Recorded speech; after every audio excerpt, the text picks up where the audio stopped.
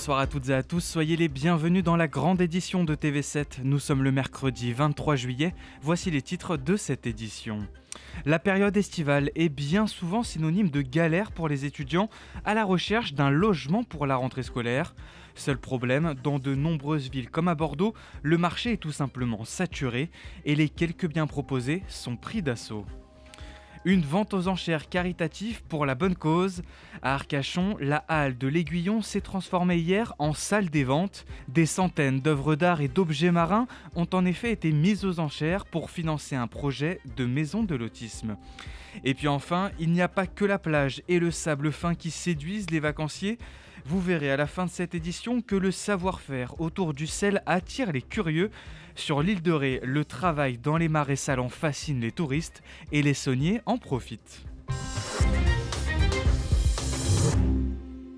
La rentrée universitaire arrive à grands pas et qui dit rentrée dit recherche d'un logement.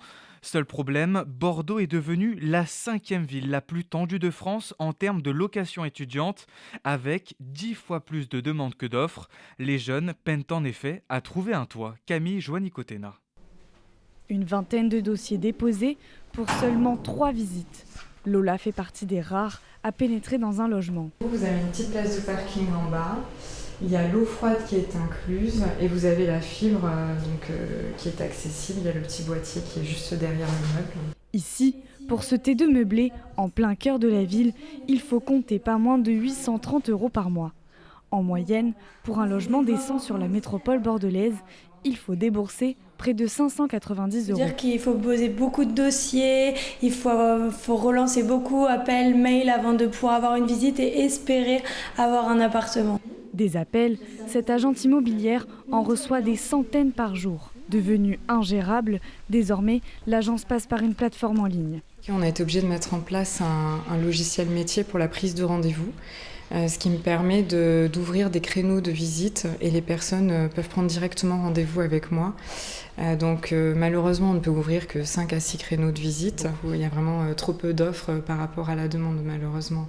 Dès que je mets un appartement en ligne, on va dire en quelques heures, en une matinée, on a 80 personnes qui mettent leur dossier en ligne. Entendu, on fait comme ça. Merci beaucoup. Bon Merci. Retour. Au revoir. 10 fois plus de demandes que d'offres, des loyers qui augmentent d'année en année, plus 2% par rapport à 2024. Bordeaux Métropole figure parmi le top 5 des communes les plus tendues de France en matière de location étudiante. L'attractivité de Bordeaux, elle est indiscutable. On a vraiment une qualité, une variété de l'offre d'enseignement supérieur qui est vraiment indéniable. Il y a un cadre de vie pareil qui est plus à présenter. On a une vie étudiante riche, on a un bassin d'emploi. Et ça, le bassin d'emploi, c'est vraiment quelque chose qui est important. D'un autre côté, il y a toujours des pénuries de logements qui sont flagrantes et qui proviennent de plusieurs facteurs. Il y a eu l'augmentation des taux qui a joué. Il y a aussi les concurrences avec les logements touristiques. Il y a les normes thermiques qui se sont durcies, donc qui imposent des contraintes supplémentaires aux propriétaires. À savoir qu'un étudiant néo-aquitain sur 2 cherche un logement dans l'agglomération bordelaise.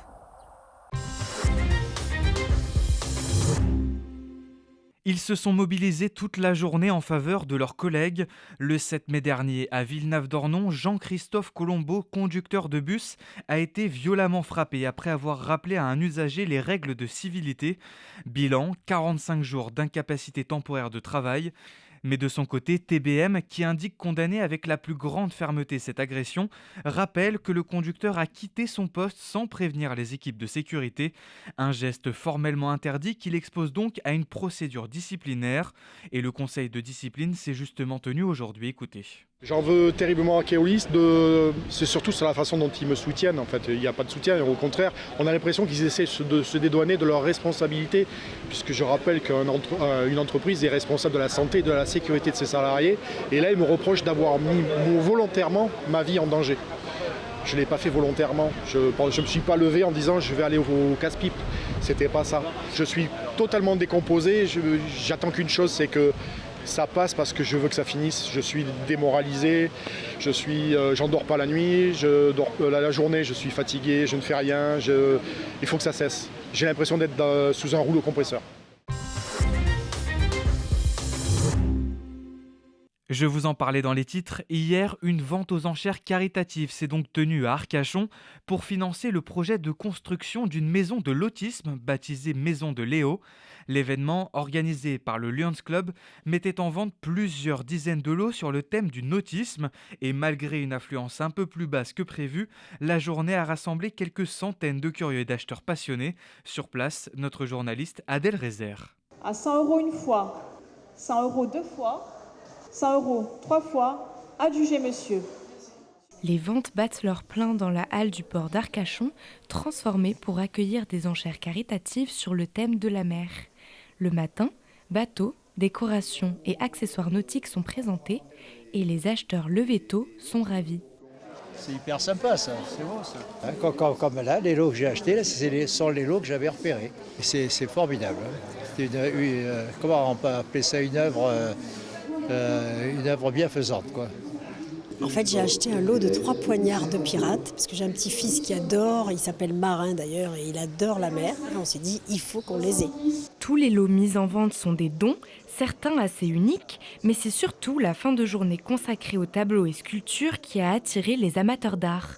Les organisateurs misaient beaucoup sur cette offre variée, alors pour la commissaire-priseur, c'est l'occasion de motiver les acheteurs par tous les moyens.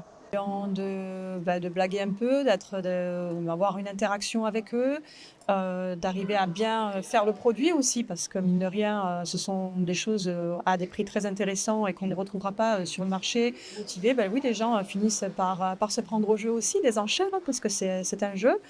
Toujours intéressant d'avoir acquis cette pièce dans un endroit comme ça à Arcachon. Le large catalogue aura permis de récolter 30 000 € dans le cadre d'un projet solidaire, contribuer au financement de la future Maison de Léo, un centre d'accueil et de soutien destiné aux personnes concernées par l'autisme et le handicap sur le bassin d'Arcachon. Objectif : regrouper les familles, associations et praticiens spécialisés. C'est une question très, très actuelle qui sensibilise beaucoup de monde et en particulier aussi les artistes qui donnent facilement, généreusement pour appuyer cette démarche. L'ouverture de la Maison de Léo près du pôle de santé d'Arcachon est prévue pour 2027, montant estimé de l'opération 3 millions d'euros. Le pouvoir du sel pour attirer les vacanciers, c'est une réalité sur l'île de Ré. Dans les marais salants, il est frappant de voir combien le travail des sauniers et des paludiers fascine les touristes. Et c'est sous le regard de vacanciers curieux que l'artisan entame sa récolte du jour, le sourire aux lèvres. Regardez. C'est sous le regard de vacanciers curieux que William entame sa récolte du jour. Et tout doucement, on va pousser le sel. Ce saunier, comme on les appelle au sud de la Loire, a le sourire. Avec la chaleur de ces dernières semaines, la récolte s'annonce prometteuse. Et plus il fait chaud, plus ça évapore et plus il y a de sel. Il faut idéalement 27-28 degrés, pas plus. Tous les jours, c'est parfait. Si les températures se maintiennent, William peut espérer récolter jusqu'à 60 tonnes de sel. On monte le gros sel, on le met en pyramide au maximum pour que l'eau s'égoutte.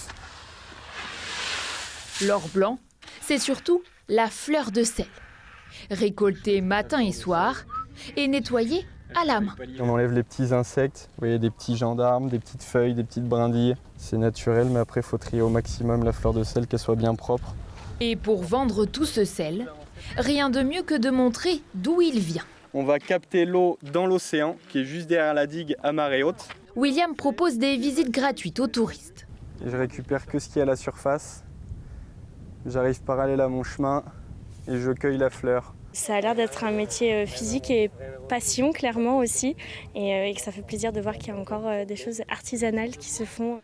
Forcément, après ça, impossible de repartir les mains vides. C'est intéressant déjà de savoir comment on fait et comment c'est confectionné. Et ça fait toujours plaisir d'avoir un petit souvenir. Et pour se démarquer, William et sa famille ont développé tout un tas de produits. Du sel aromatisé, piment d'Espelette, ail romarin, poivre noir, des sels de bain, en passant par les confiseries. Vous retrouvez les caramels. Donc là, ils collent vraiment pas aux dents parce que c'est une recette spéciale. C'est du beurre de baratte. Ces produits dérivés représentent aujourd'hui 40% des ventes. Tout se fait en circuit court, un moyen pour ces sauniers de vivre de leur travail sans aucun intermédiaire. Voilà, c'est la fin de cette édition. Merci à vous de nous avoir suivis. Passez une très belle soirée avec nous sur TV7 et à demain.